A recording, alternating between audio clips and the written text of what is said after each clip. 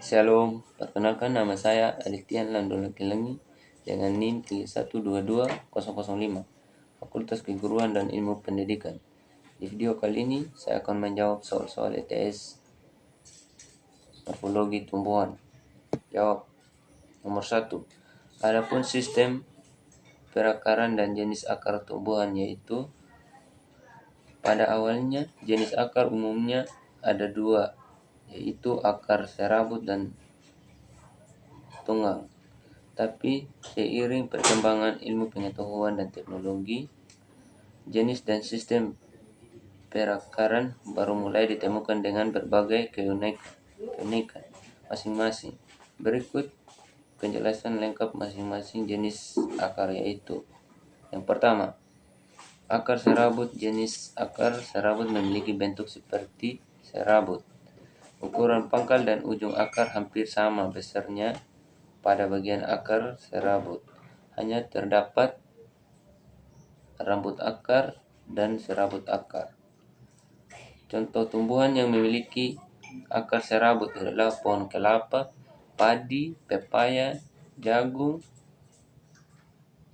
bawang, pohon pisang, tebu, salak, rumput teki, tanaman bambu, dan sebagainya.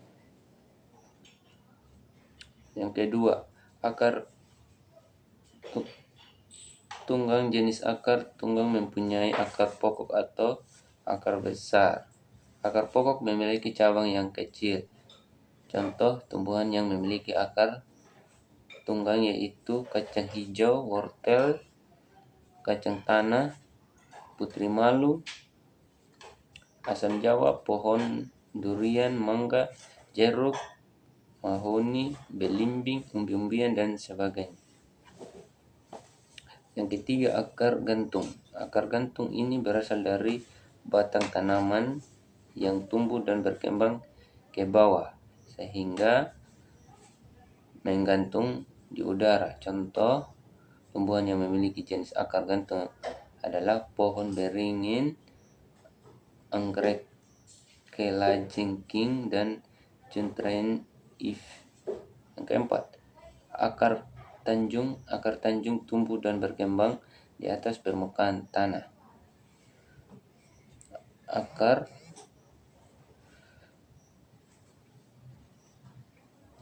tanjung adalah tanaman bakau dan mangrove.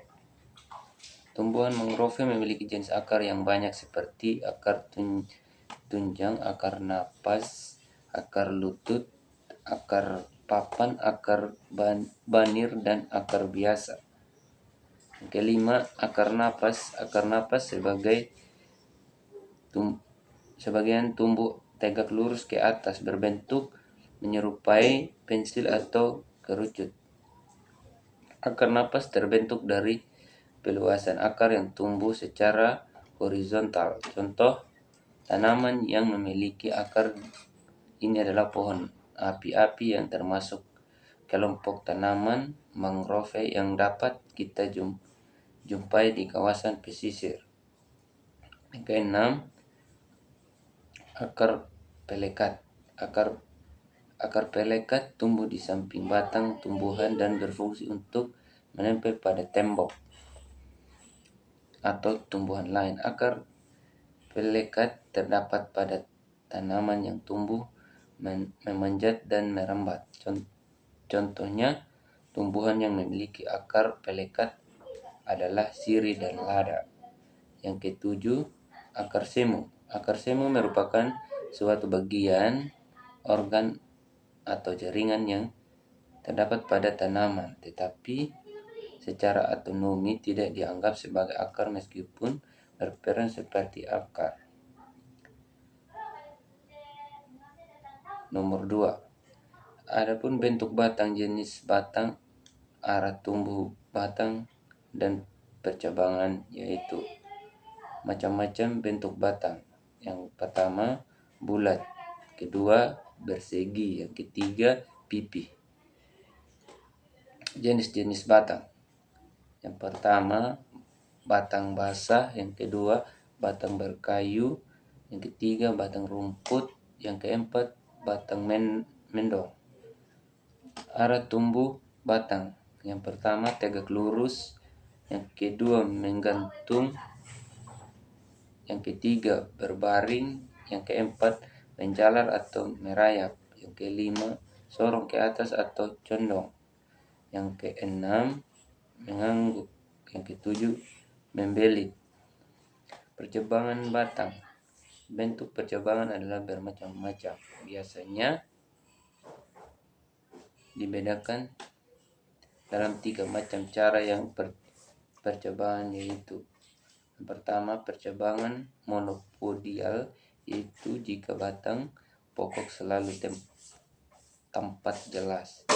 Yang kedua percabangan simpodial, batang pokok sukar ditentukan karena dalam perkembangan selanjutnya mungkin lalu menghentikan pertumbuhannya atau kalah besar dan kalah cepat pertumbuhan dibandingkan dengan cabangnya. Yang ketiga percabangan menggarpu atau dikotum, yaitu cara percabangan yang batang setiap kali menjadi 2 cabang yang sama besarnya. Soal yang ketiga, adapun beberapa daun yang saya amati berupa daun lengkap dan daun tidak lengkap, yaitu daun lengkap umumnya banyak ditemukan pada tumbuhan monokotil Loliopsida seperti pada pisang Musa paradisiaca, pinang, tebu. Walaupun demikian, bila dilihat dari jumlah spesies tumbuhan yang memiliki daun lengkap, jumlahnya jauh lebih kecil dibanding dengan jenis lainnya. Sebagian besar tumbuhan kehilangan salah satu bagian daunnya, seperti upi atau tangkai. Namun paling banyak yang mengalami kehilangan upi. Daun tersebut disebut dengan daun tidak lengkap. Daun tidak lengkap ditemukan pada terong, singkong, dan durian. Daun yang tidak lengkap akan memiliki beberapa kemungkinan, seperti hanya memiliki tangkai dan kelainan daun saja, sehingga sering disebut sebagai daun bertangkai. Susafnan daun seperti ini merupakan paling banyak ditemukan, seperti tanaman mangga, cabai, katapang. Daun yang terdiri dari upi dan helai saja, sehingga disebut daun berupi atau daun berpelepah. Daun seperti ini banyak ditemukan pada tanaman dan famili rumput-rumputan, dan sebagai contoh pada tanaman jagung, padi, tebu, rumput teki, sanggar hanya terdiri dari helai saja tanpa upi atau tangkai. Setelah helai, daun kelihatan seperti memeluk batang daun. Yang demikian disebut dengan daun duduk, seperti pada Sconopes biduri. Daun yang memiliki helai atau memiliki bagian basal daun yaitu lebih besar dibandingkan bagian aspeknya. Daun seperti ini biasa akan memeluk batang sehingga daun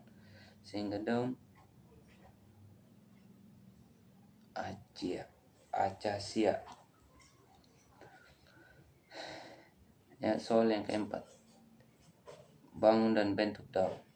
Dalam menentukan bagian-bagian daun ada beberapa hal yang perlu diperhatikan, yaitu menentukan bagian daun tidak boleh terpengaruh oleh adanya tore-tore pada lekuk-lekuk atau tepi daun, melainkan harus dibayangkan seakan-akan tore-tore tadi tidak ada. Jika daunnya tetapi bulat atau tidak teroleh, maka untuk menentukan bangun daunnya ujung-ujung, tetapi daunnya harus dihubungkan dengan suatu garis agar bisa ditentukan bangun daunnya. Contohnya pada daun jeruk, pada daun jarak, daun pepaya, dan daun waluh dan ubi kayu. Dengan demikian, untuk menentukan bangun daun, kita perlu menentukannya menurut dangkal atau dalamnya toreh, dikombinasikan dengan susunan tulang-tulang daunnya. Ada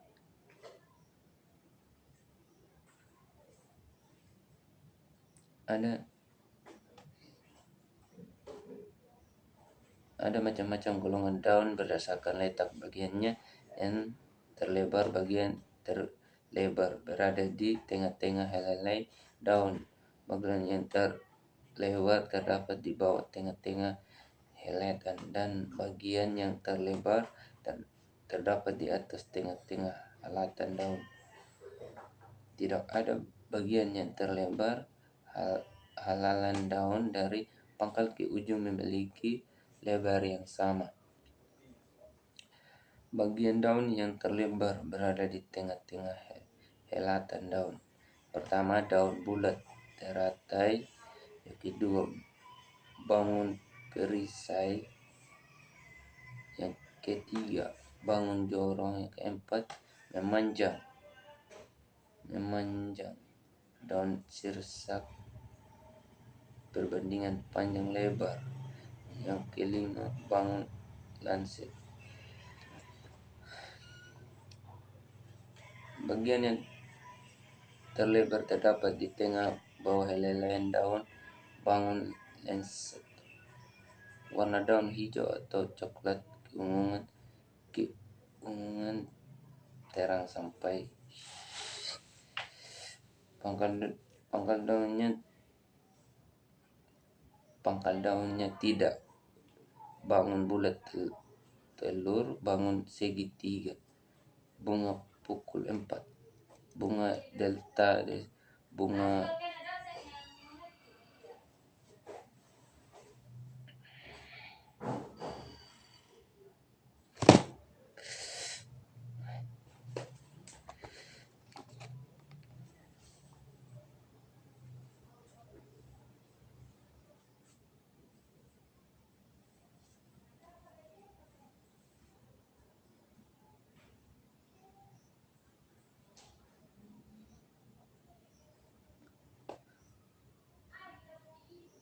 bunga segitiga, bunga pukul 4, delta, bela ketupat, pangkal daun bercontoh atau berbelok,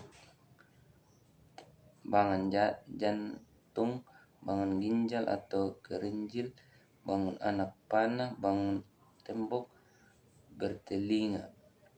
Bagian terlebar di atas.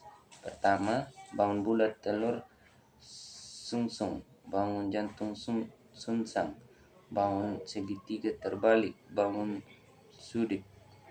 Tidak ada bagian yang terlebar atau dari pangkal sampai ujung hampir sama lebar.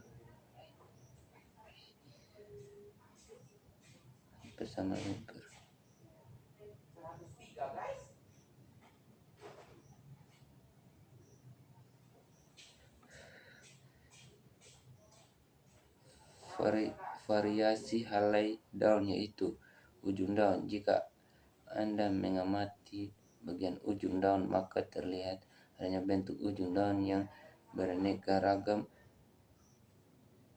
Ada yang ujungnya runcing, tumpul, membulat, rampang, terbelah dan berduri. Ujung daun dikatakan runcing apabila kedua tepi daun bertemu di ujung membentuk sudut lancip 90 derajat Celcius. Ujung daun runcing dapat kita jumpai pada daun yang membentuk bulat memanjang, lancip segitiga dan lain-lain. Ujung daun yang meruncing dan tepi daun membentuk sudut tetapi memanjang. Apabila kedua tepi daun membentuk sudut tumpul,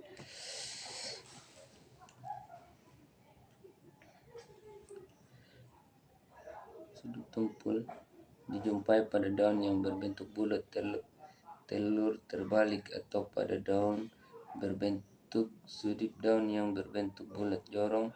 Ginjal mempunyai ujung daun yang membulat.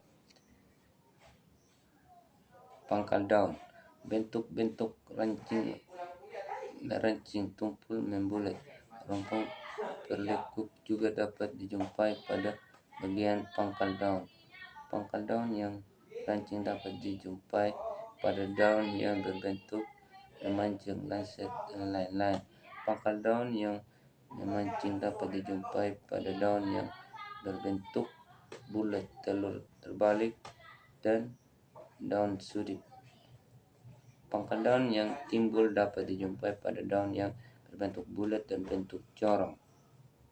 Pangkal daun yang membulat dapat dijumpai pada daun yang berbentuk bulat, jorong, dan bulat telur. Pangkal daun yang rempong rata-rata dapat dijumpai pada daun yang berbentuk segitiga dan bentuk tombak. Sedangkan pangkal daun yang berlekuk dapat dijumpai pada daun yang berbentuk jantung, ginjal, dan anak panah. Susunan pertumbuhan daun. Tulang-tulang daun terdiri dari ikatan pembuluh yang disusun oleh axon dan frame.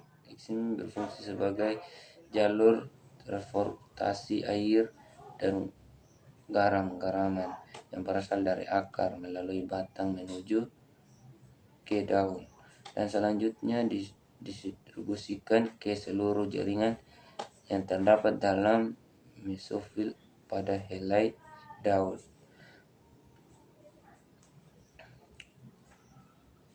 Frame berfungsi mengangkat hasil fotosintesis yang terjadi dalam mesofil daun menuju ke batang dan akar tumbuhan. Selain itu, tulang daun berfungsi sebagai kerangka yang memberikan kekuatan dan bentuk helai daun. Berdasarkan ukuran, maka tulang daun dapat dibedakan ke dalam ibu tulang, tulang cabang, dan urat daun. Ibu tulang merupakan tulang besar kepanjangan dari ikatan pembuluh pada tangkai daun. Ibu tulang ini dapat bercabang-cabang membentuk tulang cabang. Tulang cabang dapat bercabang lagi hingga mencapai ukuran kecil yang dinamakan urat daun. Ibu tulang daun dapat berada di tengah-tengah helai daun sehingga daunnya simetris, atau berada tidak di tengah-tengah helai daun sehingga daunnya tidak simetris. Ibu tulang daun dapat bercabang membentuk tulang cabang ordo tingkat 1 yang selanjutnya dapat bercabang.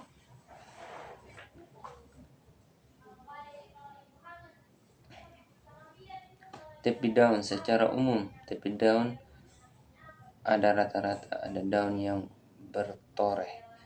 Torehan tersebut adalah yang terkecil dan dangkal sehingga tidak banyak pengaruh terhadap bentuk daun, dan ada yang besar dan dalam sehingga berpengaruh terhadap bentuk daun.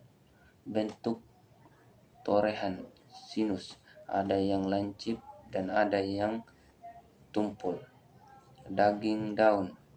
Daging daun merupakan bagian helai daun yang terdapat di antara sistem pertulangan daun.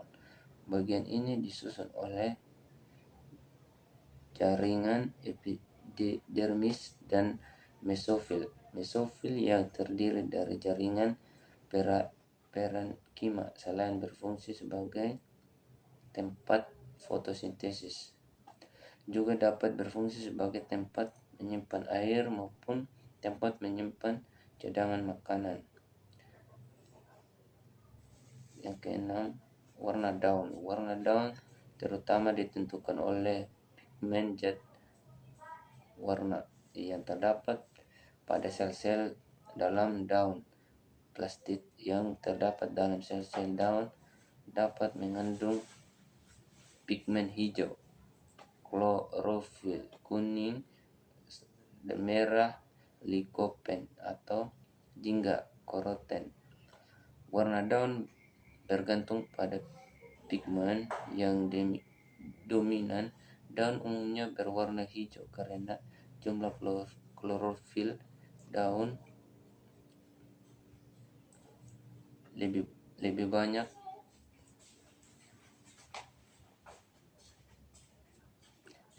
dari pigmen lain. Adapun jenis daun dan tata letak daun. Tata letak daun melekat pada bagian batang yang dinamakan buku-buku node, sedangkan di antara dua buku batang terdapat ruas. Pada tanaman bambu, kita dengan mudah membedakan bagian ruas dan buku-buku batang karena bagian ruas bambu berongga, sedangkan bagian buku-bukunya rapat. Pada tanaman lain, misalnya singkong, Monihot utilisisma, ketika dapat mengenali bagian buku-buku batang karena bagian ini agak membengkak dibandingkan dengan bagian luasnya. Gambar. Jika ada perhatikan bagian buku pada batang, terlihat adanya keragaman dalam jumlah daun yang melekat pada bagian buku tersebut.